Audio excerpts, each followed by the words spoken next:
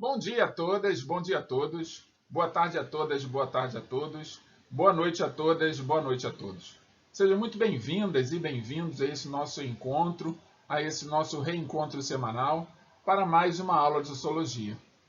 Você que está chegando agora pela primeira vez, já deve estar vendo aí na tela que eu deixo aí a nossa mensagem, o meu cumprimento diário, isso mesmo.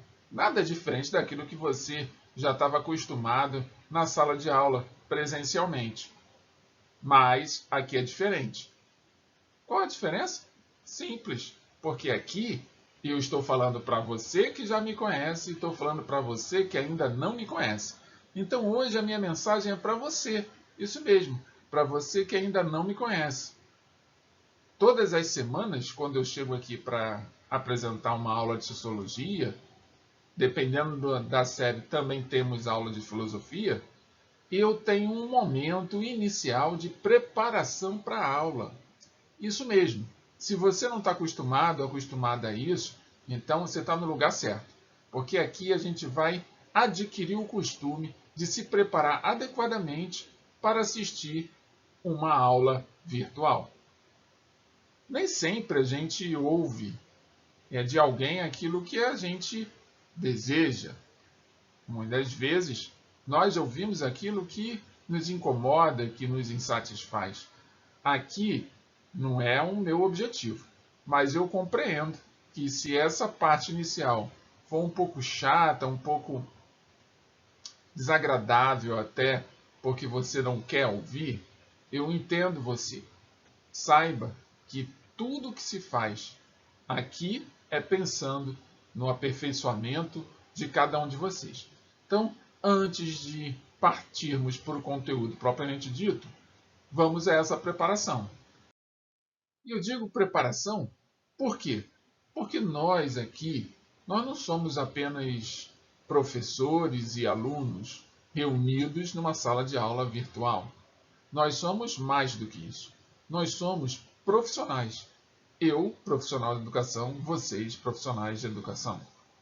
Eu executo uma tarefa que está atrelada às minhas responsabilidades profissionais.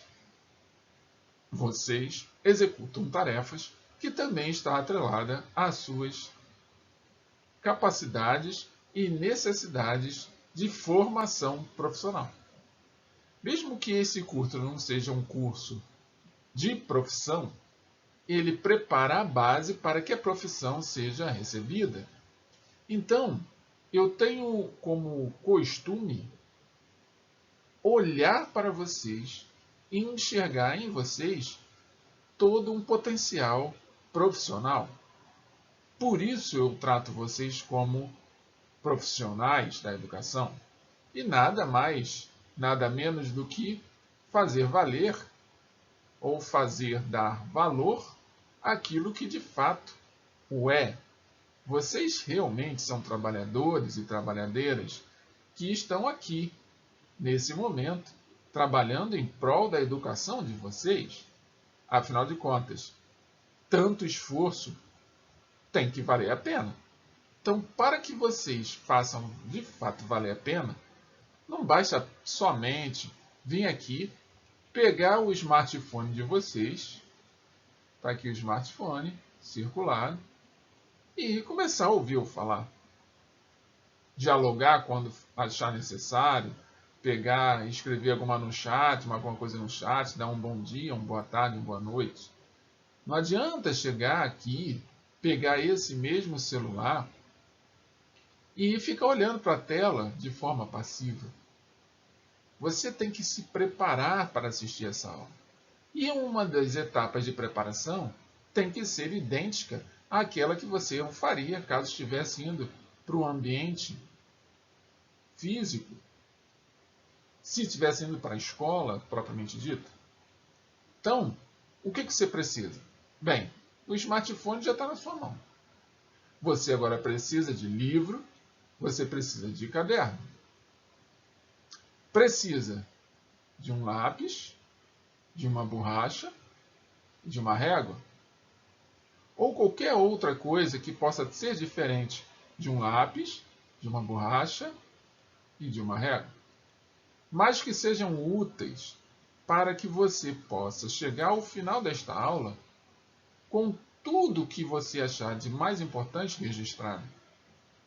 Então, desse material todo, o que eu considero mais importante de você ter é o caderno. Esse caderno de anotação, Porque o caderno de anotação ele faz com que você registre as suas percepções, as suas interpretações de tudo aquilo que nós vamos discutir. Então, aproveite agora que você já entendeu isso, já está com seu caderno na mão e faça o cabeçalho. Coloque a data de hoje. Isso, a data de hoje é importante, é muito importante, porque ela é um registro histórico da sua perseverança, da sua continuidade. Coloque junto com a data de hoje o nome da disciplina, claro, Sociologia, isso mesmo, Sociologia. E agora coloque o nome do professor, Cristiano Xavier. Meu nome é Cristiano Xavier. E caso você tenha dificuldade de entender, saber como que se escreve, está logo aqui embaixo. Cristiano Xavier. Combinado assim? Já passamos então pela primeira etapa de preparação. Agora vamos para a segunda etapa. A segunda etapa, ela é um complemento da primeira. Porque quando você pega lá na primeira todo o material que você vai trabalhar, você vai ficar o quê? Em pé?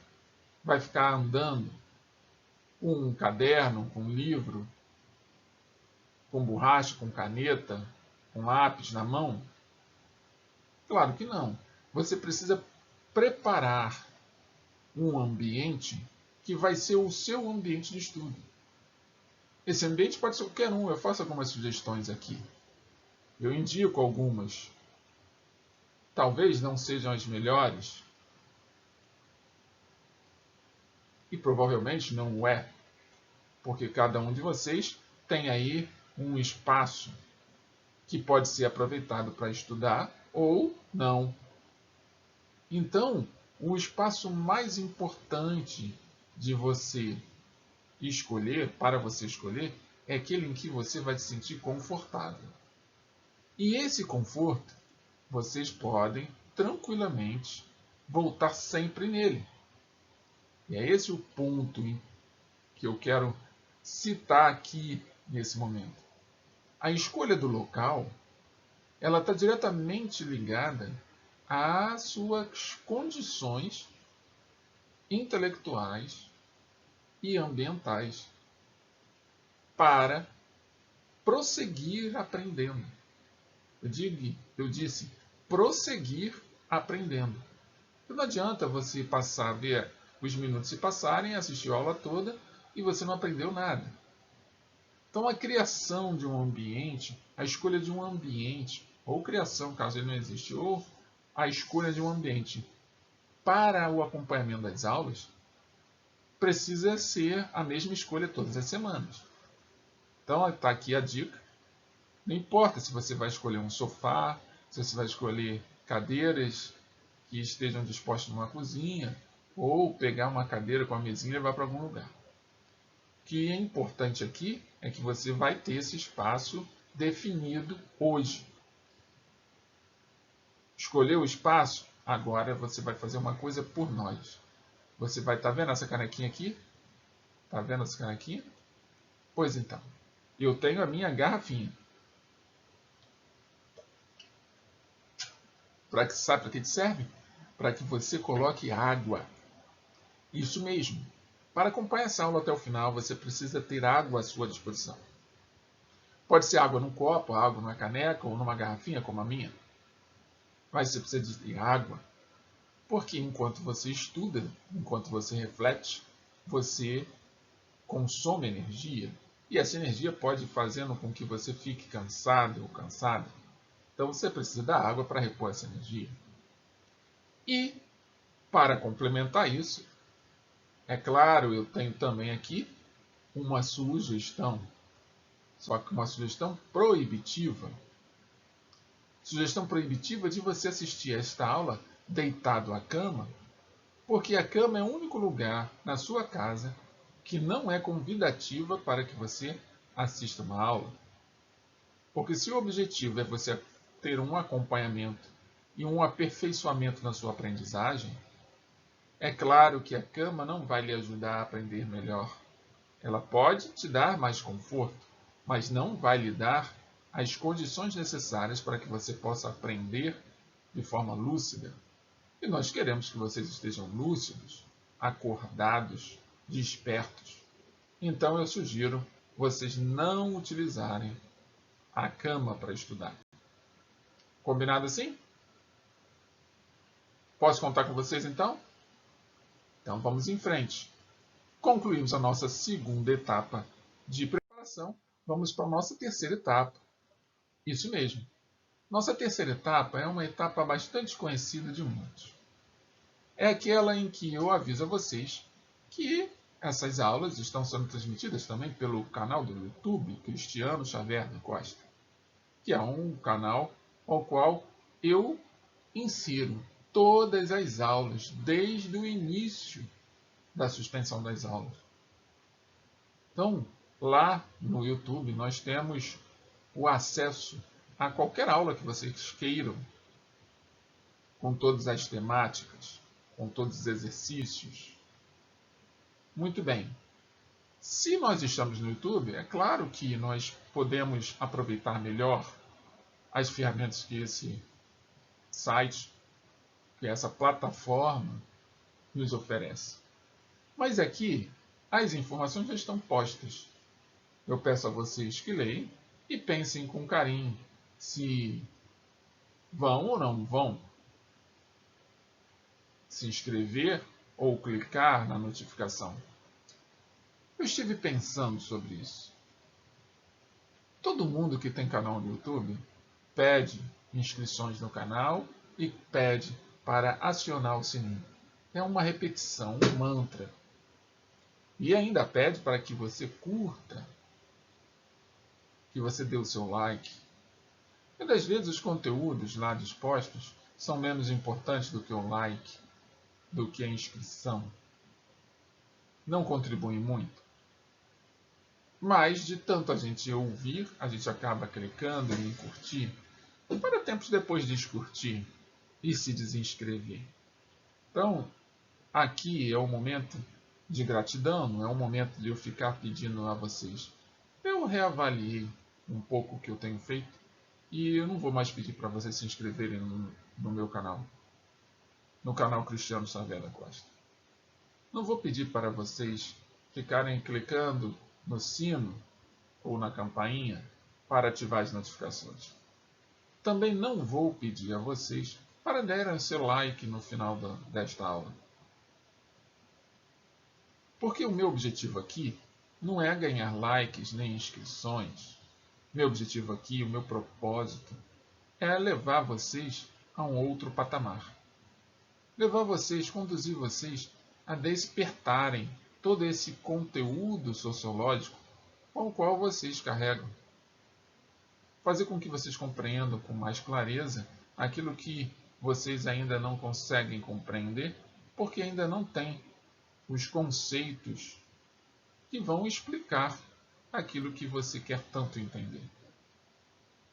Então, não mais pedirei isso, mas pedirei uma coisa, de verdade, é que vocês continuem persistindo, que vocês perseverem, deem continuidade à perseverança de vocês, que vocês continuem estudando. Isso sim eu vou pedir a vocês. E vou pedir mais. Vou pedir para que vocês sejam solidários e solidárias, companheiros e companheiras, que sejam generosos e generosas, caridosos e caridosas, com o seu próximo, com o seu colega de turma, com o seu colega de colégio, com um conhecido que possa se interessar pelos temas que nós abordamos aqui nessa sala de aula. O que eu vou pedir para vocês é que vocês curtam, que vocês possam clicar neste botão e compartilhem esta aula com quem quer que vocês acham que possa estar necessitando ou possam estar precisando ou posso estar, de repente, atrasado no conteúdo. Compartilhem esta aula com quem quer que vocês queiram. Vamos ser solidários, vamos cooperar, vamos ser caridosos e caridosas. Então, a todos, meu muito obrigado por terem tido a paciência para aguardar até aqui toda essa preparação. Essa preparação é importante, repito ela todas as semanas, para que possa, aos poucos, cada um de vocês internalizarem e entenderem que essa nova forma de estudar, ela também precisa de uma nova forma de se preparar. E é o hibridismo. Reunir parte daquilo que é oriunda da escola presencial, de uma sala de aula física, e adequar a esse novo espaço de uma sala de aula virtual. Combinado assim? Lembre-se, aqui pelo YouTube, nós temos um chat. E você pode tranquilamente, durante a aula, deixar suas manifestações, deixar seus comentários, deixar suas interpretações ou suas perguntas. Mas nós temos também, para aqueles que estão matriculados nas nossas turmas, um outro chat, que também eu fico acompanhando durante toda a aula, que é o Google Chat. Então, se você tem acesso ao Google Chat, também quer falar alguma coisa, quer perguntar alguma coisa, aproveite quando você estiver assistindo a aula, no horário que você achar melhor, coloque lá a sua mensagem, coloque sua pergunta, dê a sua presença, para que assim que eu receber, eu possa estar dando o seu feedback e respondendo adequadamente àquela sua necessidade ou aquele seu questionamento. Combinado assim? Então, concluímos nossa primeira etapa de preparação. Vamos agora ao nosso conteúdo. Bem, o nosso conteúdo é continuidade. Sim, é verdade. Estamos falando da formação da estrutura da estrutura social de uma sociedade. Seja ela qual for, não importa se é a sociedade brasileira, se é a sociedade alemã, se é a sociedade francesa, se é a sociedade americana, não importa a sociedade.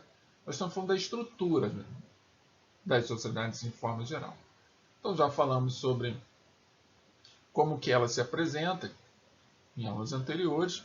Por falar nisso, em aulas anteriores, daqui a pouquinho vocês vão ver aqui em cima, bem aqui em cima, vocês vão ver um link chamado Reprise de aulas anteriores. Nesse link, vocês clicam nele que vocês vão ser levados para a aula número 24 e também para a aula número 25. Então, fiquem atentos, fiquem atentas.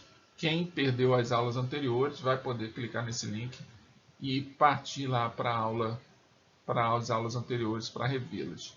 E para quem perdeu todas as aulas, não foi só as anteriores, daqui a pouco também, no final desta aula, vai estar aqui um link, aqui, estou me acostumando ainda com a posição da câmera, aparece aqui um link, e nesse link você vai só clicar nele, que é o link da playlist com todas as aulas que nós já trabalhamos e já apresentamos para vocês nesses últimos meses. Combinado? Mas então, o tema da aula de hoje é classes e desigualdades sociais. Então é uma continuidade. Só que nós vamos ter hoje o início falando do olhar de um determinado autor, chamado Karl Marx, e na próxima semana vamos estar falando de um outro autor, que seria o Max Weber. Então hoje a nossa atenção vai ser toda voltada para o Karl Marx, no contexto do entendimento dele sobre o que é classe e por que desigualdade surge dentro de uma estrutura social. Combinado? Então vem comigo. Então, as classes sociais podem ser entendidas como agrupamentos de pessoas que surgem em razão das desigualdades sociais, mas que têm como base a igualdade formal entre os indivíduos. Então, já de primeira, a gente já entende, ou já tem condições de entender, que as classes sociais são agrupamentos de pessoas.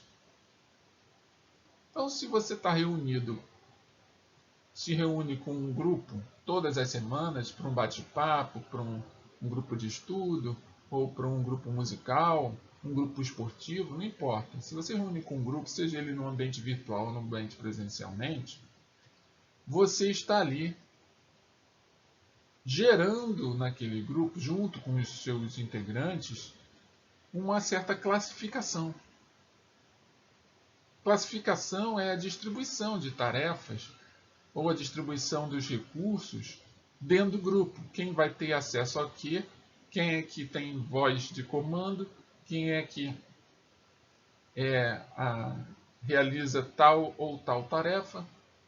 Então, essa distribuição de tarefas, ela vai dando certas características hierárquicas a cada um de vocês que integram esse determinado grupo. Até aqui, entenderam? Então, classificação. Daí que vem a palavra classes. Agora, se esses agrupamentos de pessoas, eles estão inseridos numa estrutura muito maior do que um grupo musical, por exemplo, é natural você perceber que, dentro de determinado contexto econômico, desigualdades vão surgir. Então, vamos pensar um pouco. Se você faz parte de uma sociedade e essa sociedade não distribui toda a riqueza que ela produz de forma, vamos dizer assim, equilibrada, equitativa, não disse de forma equitativa ou equilibrada, não é igual para todo mundo. Ou seja, imagine só, você está numa sociedade e nessa sociedade se produz 100 moedas de alguma coisa e aí você pega essas 100 moedas de alguma coisa e distribui igualmente entre todos os integrantes dessa sociedade. Essa sociedade, para ter essa distribuição igualitária, ela tem que ter um determinado perfil. Não dá para ser uma sociedade em que um trabalha e o outro não. Porque aquele que trabalha, naturalmente, ele vai gerar mais recursos do que aquele que não trabalha. E aí, no final do processo, quando se reúne as riquezas desse grupo, né, social, dessa estrutura social, dessa sociedade, a quantidade de moedas distribuída de forma igual faz com que aquele que trabalhou mais receba proporcionalmente menos. E você que trabalhou menos vai, de forma equivocada, receber aquilo pelo que você não se esforçou. Então, nós, ao olharmos para a sociedade como um todo, nós percebemos que há grupos nas sociedades, indistintamente, que produzem muito pouco. E se eles produzem muito pouco, eles são ali receptores daquilo que é excedente que foi produzido por aqueles que trabalham muito. Agora sim, você vai começar a perceber que esses que estão recebendo nem sempre são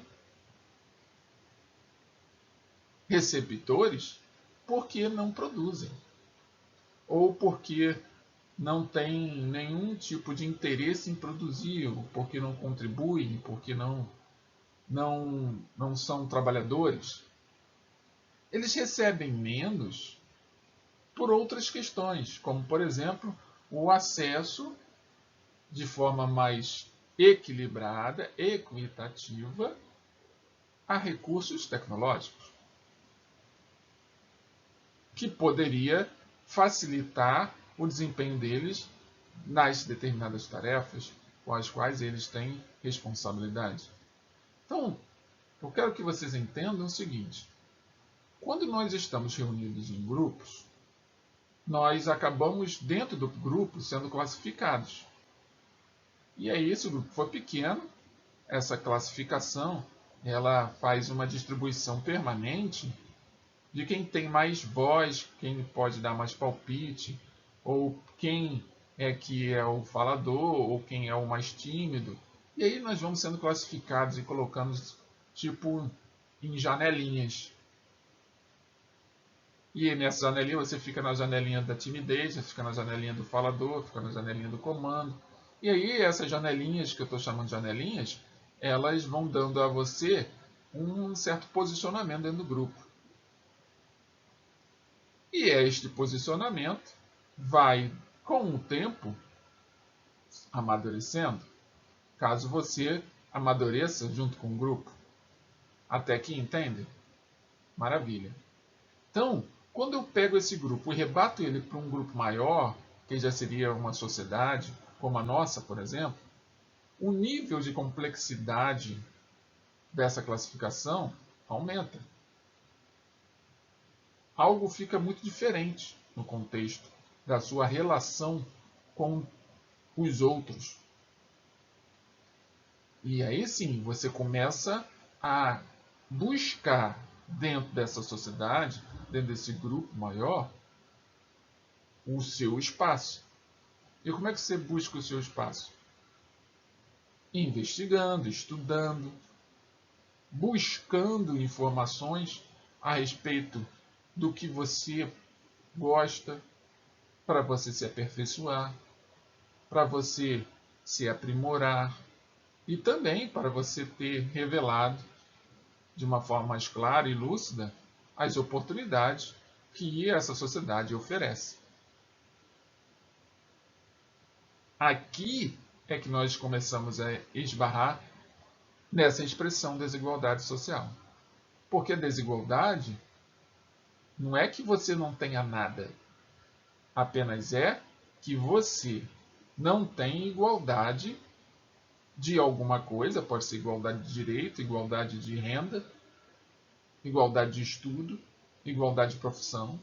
Você não tem a igualdade, você não tem os mesmos direitos ou não tem os mesmos acessos àqueles recursos que vão favorecer, que vão contribuir para que você possa continuar avançando e evoluindo. E é claro que isso não vai ser impeditivo para que você possa evoluir, mas vai sim levar você a se esforçar em dobro para conseguir evoluir. Porque no final do processo você vai estar mais fortalecido, mas não vai ter andado tanto quanto poderia se tivesse nesse mesmo período de esforço dobrado tido acesso a esses recursos. Então, por mais que você seja dedicado, esforçado, você possa ser comprometido, que possa ser perseverante, se você tem que se desdobrar para poder conseguir chegar naquele lugar, alcançar aquele patamar, o seu ganho é moral, é psíquico, é fato isso.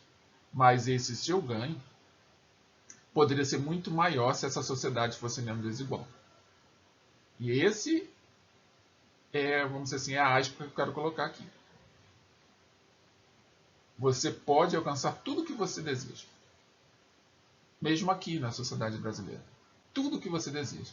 Mas seja consciente que para alcançar tudo o que você deseja, se você faz parte de um grupo que é acometido por essa desigualdade, saiba que tudo o que você deseja está do outro lado do muro do seu esforço. Então você se esforça, sobe o muro, olha para o outro lado, pula esse muro.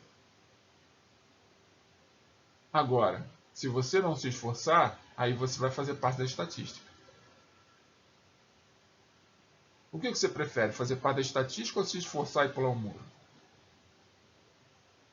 Respondam aí, coloca aí no chat. Uma pergunta para vocês. O que vocês preferem? Fazer parte da estatística para reforçar o não acesso, a seja lá o que for, ou se esforçar subir no muro e pular esse muro para o outro lado. Não importa se você vai caminhar menos do que caminharia se tivesse acesso a todos os recursos. O que importa é que você está caminhando. Porque quando isso, e pode acontecer da noite para o dia, desaparecer, ou seja, a desigualdade ela for dizimada, foi eliminada das sociedades, você já vai estar mais bem preparado e preparada. Então, vai ser tipo assim, um estilingue. Você está ali com muita energia sendo produzida pelo seu trabalho, pela sua busca, pela sua perseverança, pelo seu comprometimento. E aí, de repente, há uma mudança drástica na sociedade, você está preparado. Então, aqueles que já estavam à mercê dos recursos, esses vão continuar do mesmo nível, caminhando na mesma velocidade. Mas você não, você vai estar com muita energia acumulada. E aí você vai ter essa oportunidade, então você vai explodir praticamente. Então vai avançar muito rapidamente. E essa é a questão.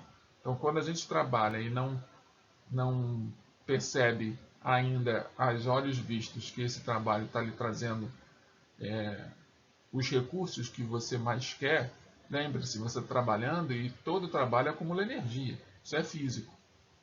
Então, na medida que você está acumulando energia, continue trabalhando. Continue trabalhando. Não se importe se amanhã você vai ter mais acesso ou menos acesso a determinado recurso que você tanto necessita. Apenas entenda que enquanto você estiver trabalhando, você vai estar acumulando energia. E quando esse acesso ocorrer, ou via a sua persistência, ou via uma mudança no sistema social, uma mudança na sociedade, você vai pegar essa energia acumulada, que foi sendo produzida ao longo do tempo, vai colocá-la à sua disposição e é tiro de 100, como dizem os esportistas. Tiro de 100, ninguém te pega. Compreender? Então, coloca aí no chat, quero ouvir de vocês, se vocês já experimentaram esse tipo de trabalho de acumulação de energia. Então, a partir das desigualdades criadas socialmente, em que todos são formalmente iguais perante a lei, surgem as classes. Do ponto de vista histórico, só se pode falar de classes sociais depois das revoluções burguesas do século XIX. Então, uma característica do sistema de classes é a possibilidade de mobilidade social, que pode ser de dois tipos. Aqui é importante frisar que naquelas outras duas estruturas, que são as castas e os estamentos, essa característica de poder mobilizar-se, a possibilidade de mobilidade, essa já não é uma possibilidade assim tão clara nos estamentos e ela é inexistente na castas. Importante isso, tá? Que foi o tema das nossas aulas anteriores. É curioso como eu fico tentando sublinhar aqui digitalmente e a linha sai toda torta. Chega um ponto que ela entorta. Não tem problema não. É só para que vocês possam registrar no caderno de vocês que na classe existe essa possibilidade de mobilidade social. Agora sim, consegui. Então, a mobilidade social somente existe de forma clara na estrutura de classes. Então, quais seriam esses dois tipos de mobilidade social? Primeira, mobilidade vertical. Segunda, mobilidade horizontal. A mobilidade vertical é o quê? Altera-se a classe social, o que pode acontecer de modo ascendente. O que seria modo ascendente? Está aqui, setinha para cima. Modo ascendente. De uma classe baixa para outra superior. Ou de modo descendente. De uma classe alta para uma classe inferior. E aí eu vou botar aqui a setinha para vocês. Então, ascendente, mobilidade vertical ascendente ou mobilidade vertical descendente. Já a mobilidade horizontal opera-se dentro da mesma camada, como a provocada por fatores geracionais ou profissionais. Então, ela seria aqui assim, ó. Você está num ponto. Vou pegar aqui. Você está aqui num ponto. Você trabalhou. E aí você ascende num outro ponto. Geralmente isso acontece dentro do mesmo nível. Imagine vocês, estudantes de determinada turma na escola. Né? Vocês são alunos do segundo ano, e aí, enquanto alunos do segundo ano, vocês já passaram pelo primeiro, não é verdade? Então, já que vocês passaram pelo primeiro, vocês ascenderam, se moveram horizontalmente. Como assim, professor? Porque para você passar pelo primeiro, você teve que, a cada bimestre, ter alcançado um determinado nível de nota. Então, a cada bimestre, você foi avançando horizontalmente, até chegar no momento em que você vai ascender a uma camada superior. Qual seria a camada superior? Você está no segundo ano do ensino médio, segundo ano, aí você vai para o terceiro ano. Entenderam isso até aqui? Então, essa ascensão, ela acontece, essa mobilidade, ela acontece, às vezes, as duas mobilidades ao mesmo tempo. Então, você está aqui ascendendo dentro da sua própria classe, conseguindo notas e passando e adquirindo os recursos necessários para que você possa, finalmente, almejar uma vaga no terceiro ano do ensino médio. E essa vaga que você conseguir vai lhe dar uma série de outros recursos que apenas no terceiro ano é possível. Agora sim, aí você chegou no terceiro ano, você vai começar a pensar no nível superior.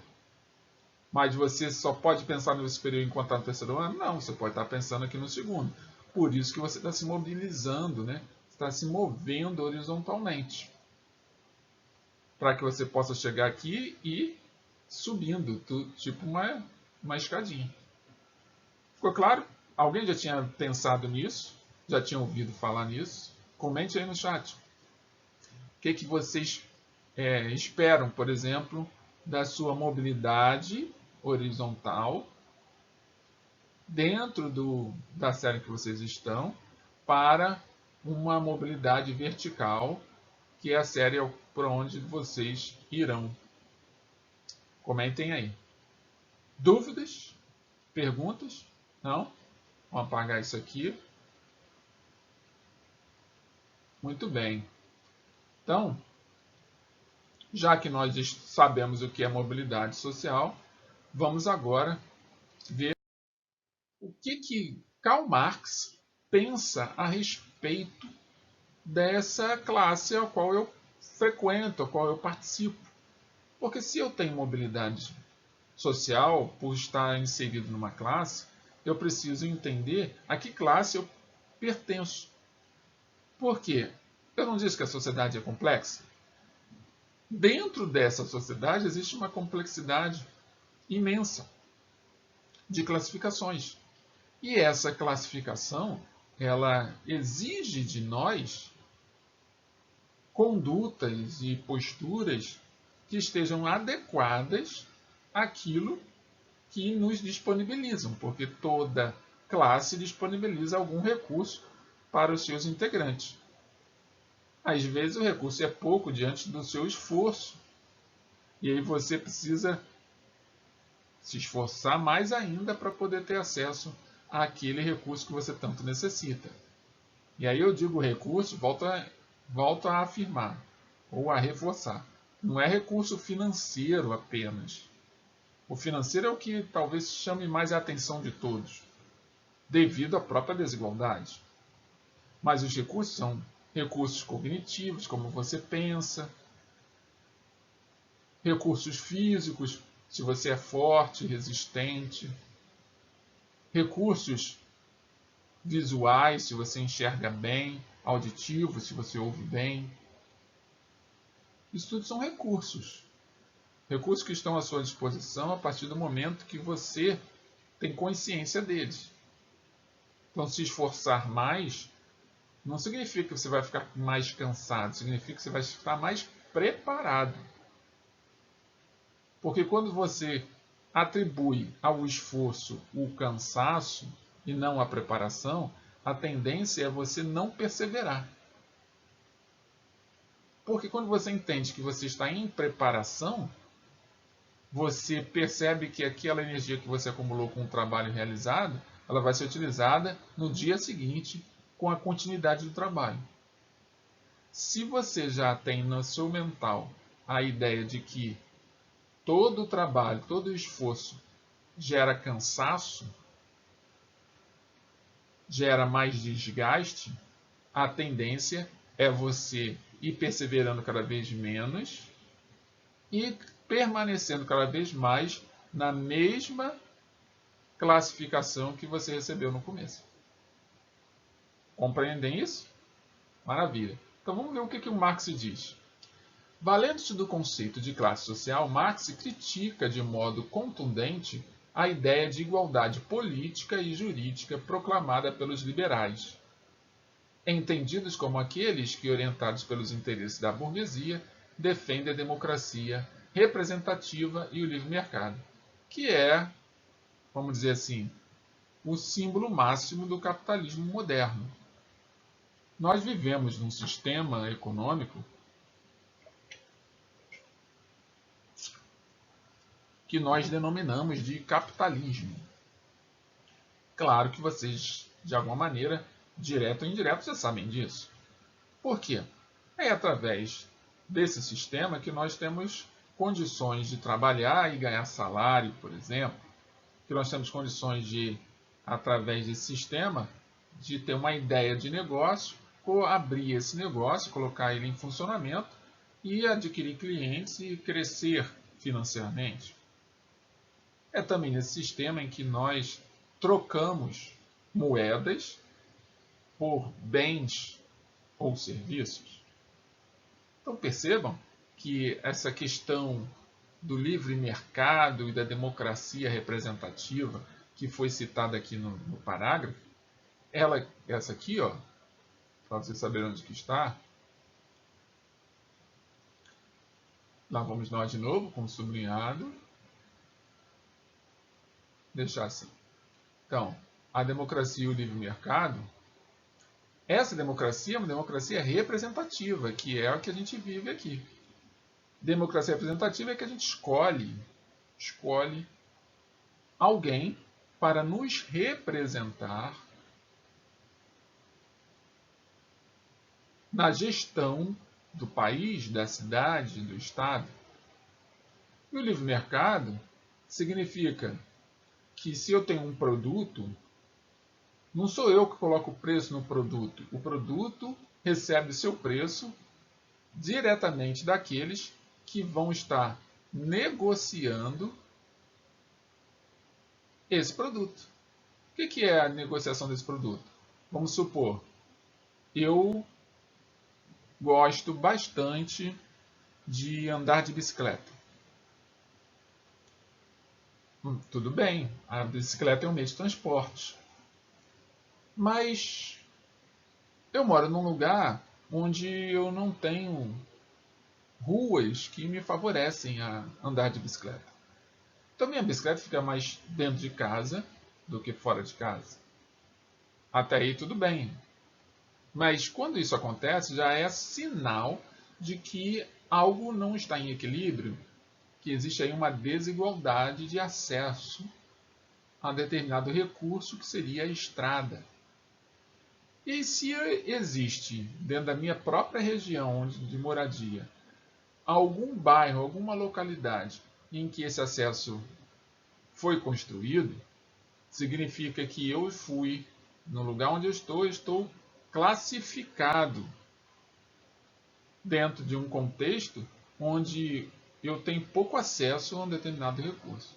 Mas eu vou perder a vontade de andar de bicicleta? Claro que não. Então, eu posso botar minha bicicleta na rua, com os buracos mesmo, sem as condições. E me esforçar e ir acumulando energia para quando houver o despertar da necessidade de ampliação das vias para andar de bicicleta, chegar até a minha localidade, eu já estou tão preparado que praticamente aquela via vai virar uma autopista. Porque o meu corpo, a minha mente e os meus propósitos estão muito firmados, enraizados, internalizados em mim. Compreende? Então, Marx, quando olha para o conceito de classe social, ele percebe que alguma coisa estava associada à ideia de interesse da burguesia. É como se a burguesia tirasse vantagem dessa ideia. Mas é claro, isso é um estudo que ele vai fazer. E prossegue. Antes de nós prosseguirmos, vamos aí anotar a nossa primeira palavra-chave, que é mobilidade vertical. Anotem que é importante, faz parte do processo avaliativo de vocês. Notaram? Muito bom.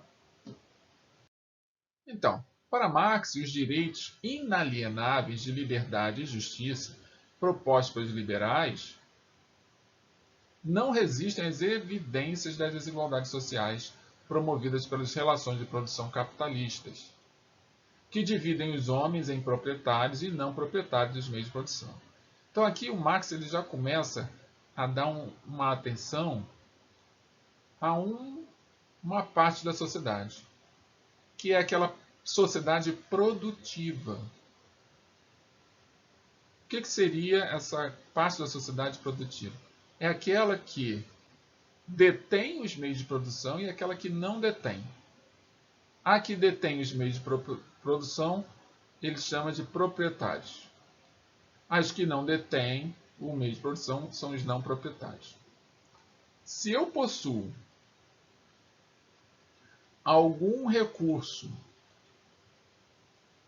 que tem a capacidade de produzir alguma coisa, eu sou um proprietário. Se eu não tenho, eu sou um não proprietário. Mas ambos, tanto o proprietário quanto o não proprietário, se relacionam. É essa a observação do Marx. Se relacionam. E essa relação ela se dá através de quê? Da não posse ou da posse dos meios de produção. A não posse dos meios de produção faz com que esses não proprietários fiquem, segundo Marx, subjugados aos proprietários. E a desigualdade vai ganhando cada vez mais força. Ela vai se tornando impactante na vida dessas pessoas. Por quê? Esta balança aqui, que eu desenhei, ela vai fazer com que esse proprietário, não proprietário, fique dependente daquele que é proprietário. E qual é a dependência? A dependência é via emprego, via salário, via pagamento de benefícios. E essa ideia fixa de que eu preciso de alguém que vá me fornecer os recursos financeiros necessários para que eu possa prosperar e crescer, na mente de alguns que não se esforçam, aquilo que eu falei para vocês ainda há pouco, que você, conforme vai se esforçando, vai criando as condições energéticas para que você possa, assim que tiver uma oportunidade clara, você ganha muita vantagem sobre aqueles que já tinham acesso ao recurso. Então, nesse instante em que você vê que tem uma relação de dependência, que você precisa trabalhar mais para poder romper com essa dependência, é onde a sociedade capitalista acaba deixando umas respostas sem serem respondidas, ou melhor, umas perguntas sem serem respondidas. Então, por mais que se fale em liberdade, e justiça,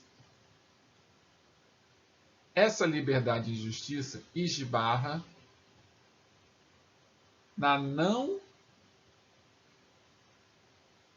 liberdade e a não justiça da distribuição dos meios de produção. Claro que meio de produção você pode considerar uma máquina. Uma máquina é um meio de produção, né? Uma máquina de escrever não, um computador é um meio de produção. Uma máquina de costurar é um meio de produção. Uma máquina produtora de veículos automotores é um meio de produção. Mas também, um meio de produção é um forno, um micro-ondas, pode ser um forno de fogão. O meio de produção pode ser as mãos de alguém, como por exemplo um padeiro, as mãos dele é meio de produção. Uma manicure, meio de produção são as mãos dela. Então, cada vez mais, quando você para refletir sobre os meios de produção, você pode chegar a um determinado momento e descobrir que os seus pensamentos são os meios de produção. Sua criatividade é o meio de produção. Então, as dinâmicas são muito intensas. Não podemos só focar na questão econômica. Entretanto, esse é o olhar do Marx. Ele debruça-se sobre as questões econômicas. E, olhando apenas pelo aspecto econômico, ele não vai descartar os outros aspectos, mas ele vai debruçar, ou seja, vai dar mais atenção ao aspecto econômico.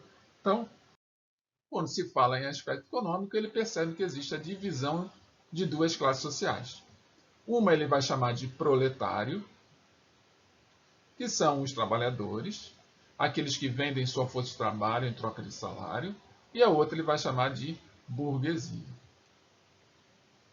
que seria a dona dos meios de produção sob a forma legal da propriedade privada. Ela comprou.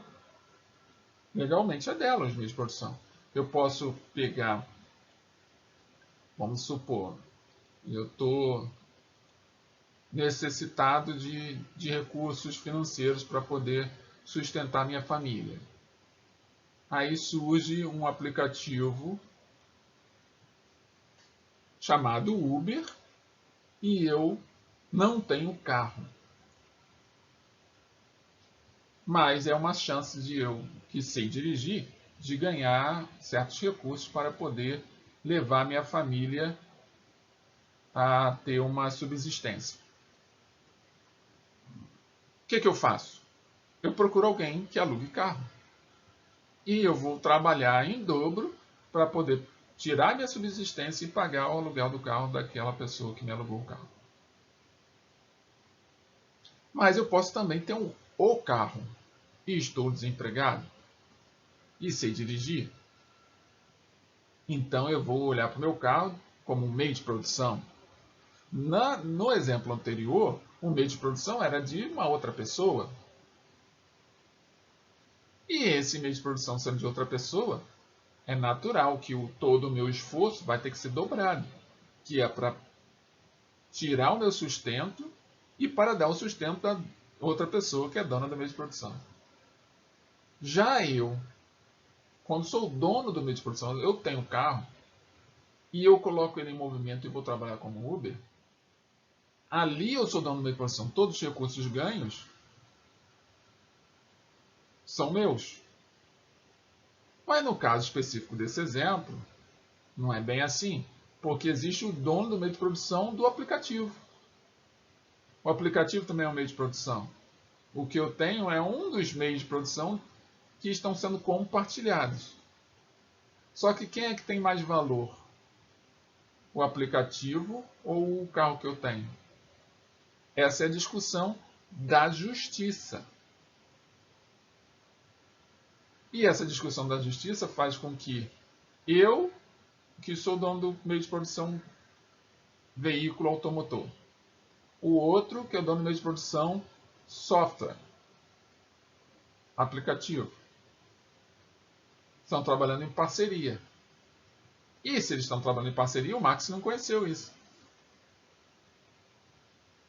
Mas, como nós estamos no sistema capitalista, essa parceria acaba sendo desigual.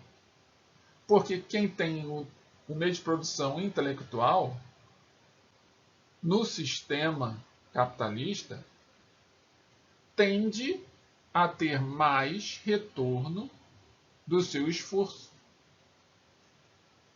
Então, o dono do meio de produção aplicativo Uber ganha muito mais do que o dono do meio de produção veículo automotor.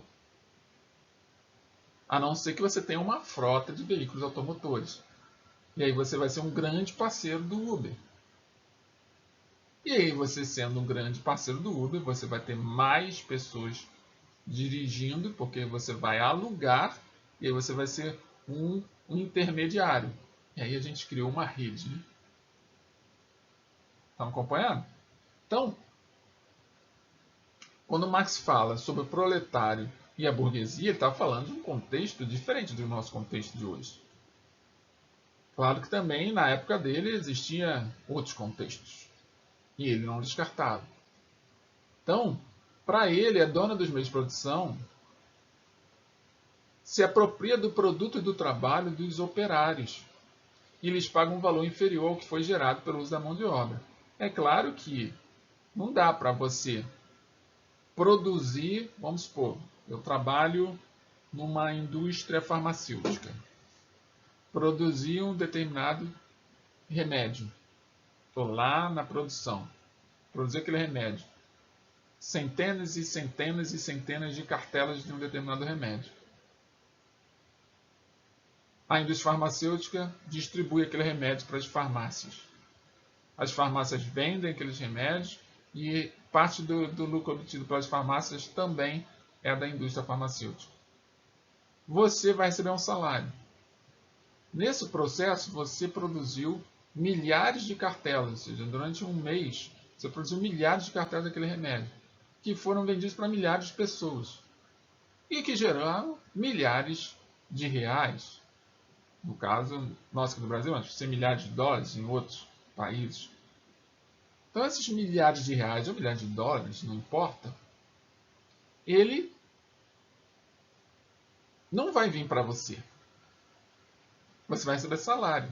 Não importa se você produziu 100 mil num único mês, 200 mil, 300 mil ou 1 milhão de cartelas daqueles remédios. E não importa se aquele 1 milhão de cartelas de remédio foram vendidas.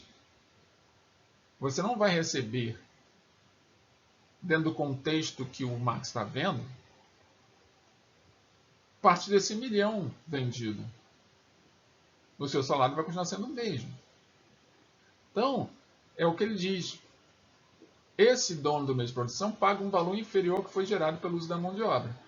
O que o Marx está querendo dizer é que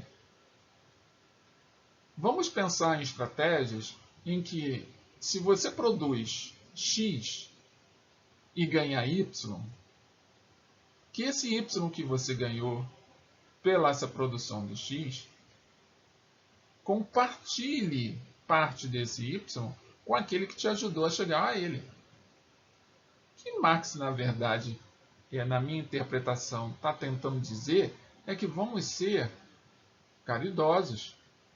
Vamos compartilhar e partilhar, na verdade, partilhar daquela minha riqueza.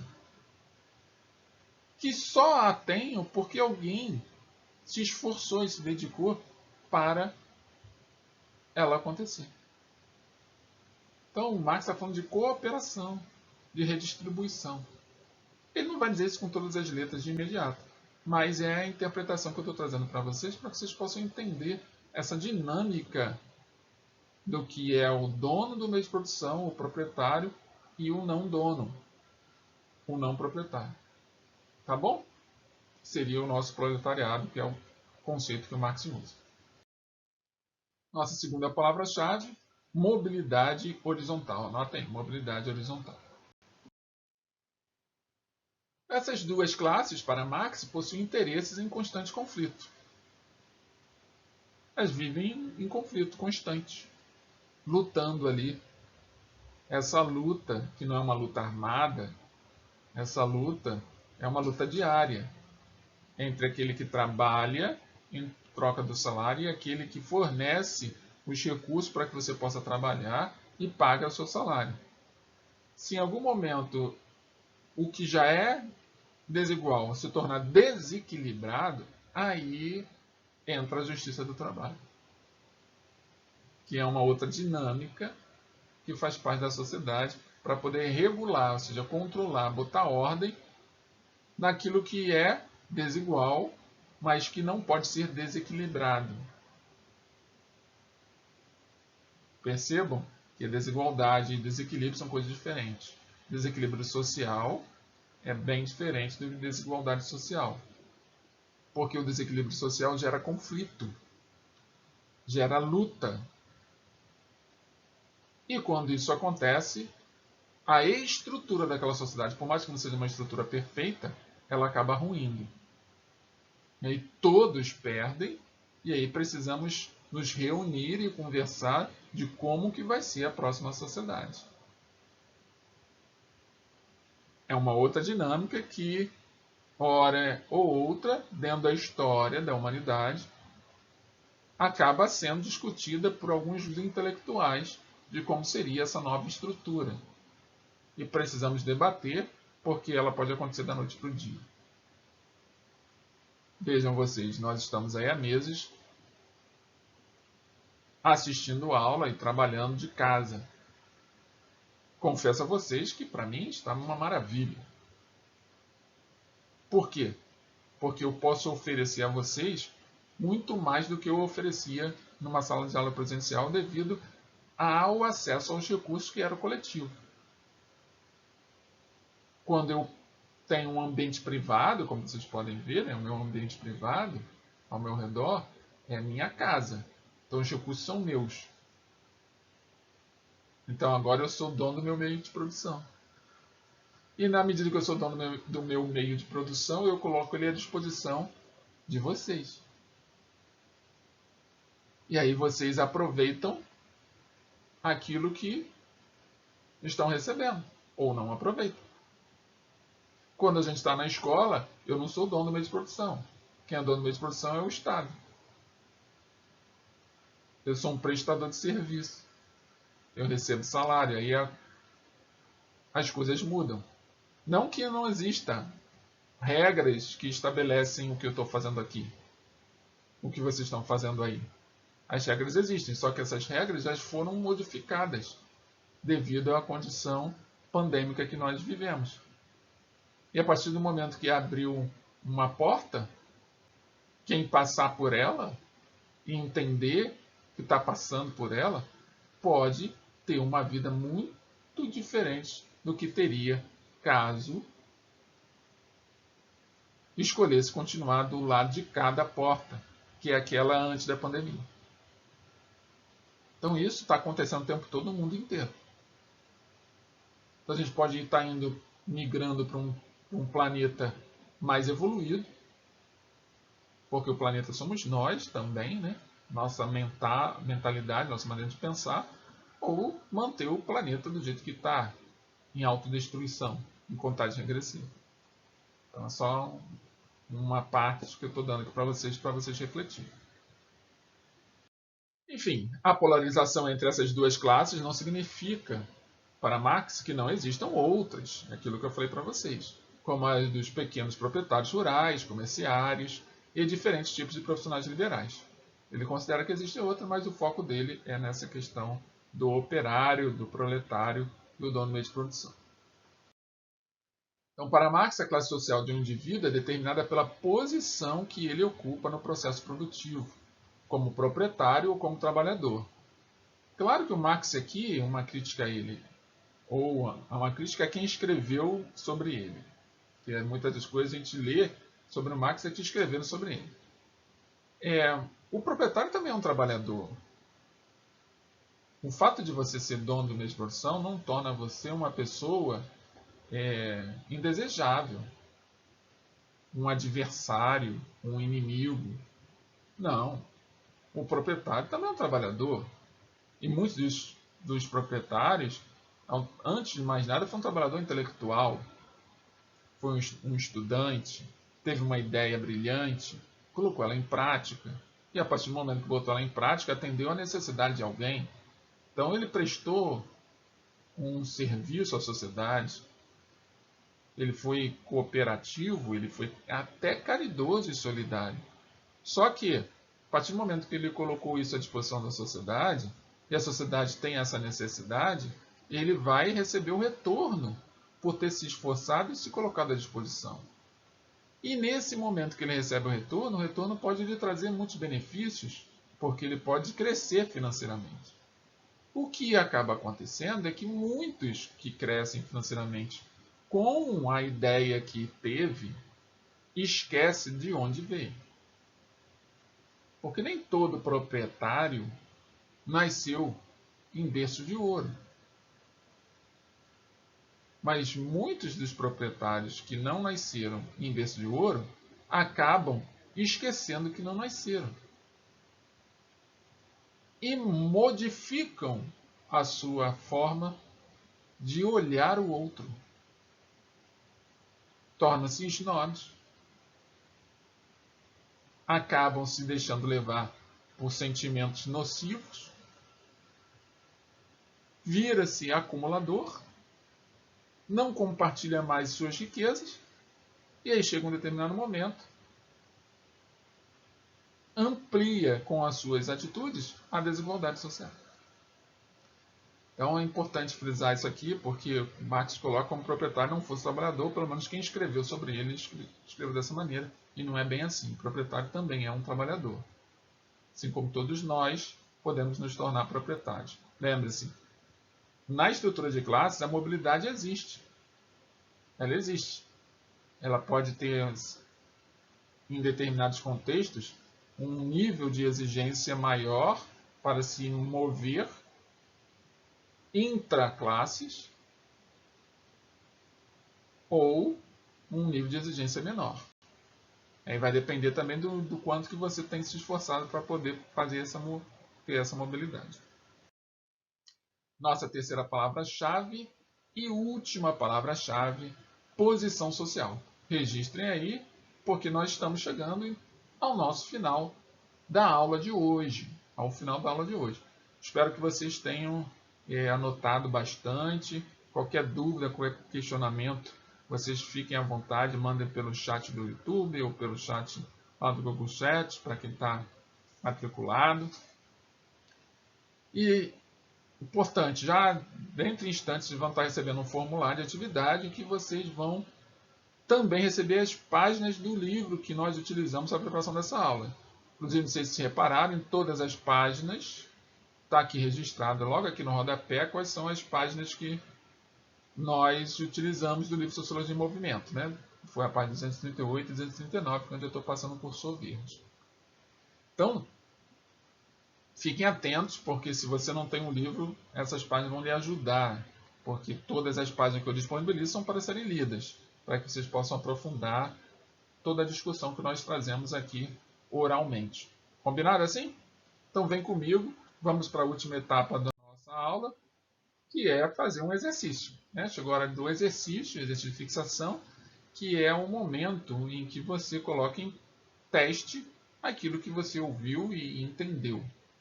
Então, coloca aí no teu caderno, do ladinho, para você registrar a resposta que você acha correta, para daqui a pouco, quando receber o formulário de atividade, que tiver só as opções lá, você marque a opção que você acha correta. Então, vamos ao exercício. Em uma sociedade capitalista dividida em classes sociais, a mobilidade social vertical ascendente não se dá de maneira igual para todos os indivíduos. A ascensão social depende muito da origem de classe de cada indivíduo. Essa afirmação, letra A, está incorreta, porque qualquer indivíduo pode ascender socialmente, bastando para isso descobrir e aceitar os caminhos que, mesmo ilegais, sejam prática comum no seu meio profissional. Letra B. Esta afirmação está correta porque os indivíduos da classe trabalhadora, proletariado e assalariados, não possuem os meios de produção, terras, indústrias, etc. Vivendo seus salários, terão dificuldades em ascender socialmente. Letra C.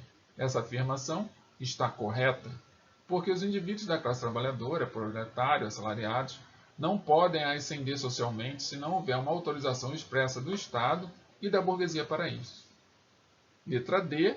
Essa afirmação está incorreta, porque todo e qualquer indivíduo necessariamente consegue ascender socialmente, pois sua origem de classe em nada interfere. E letra E.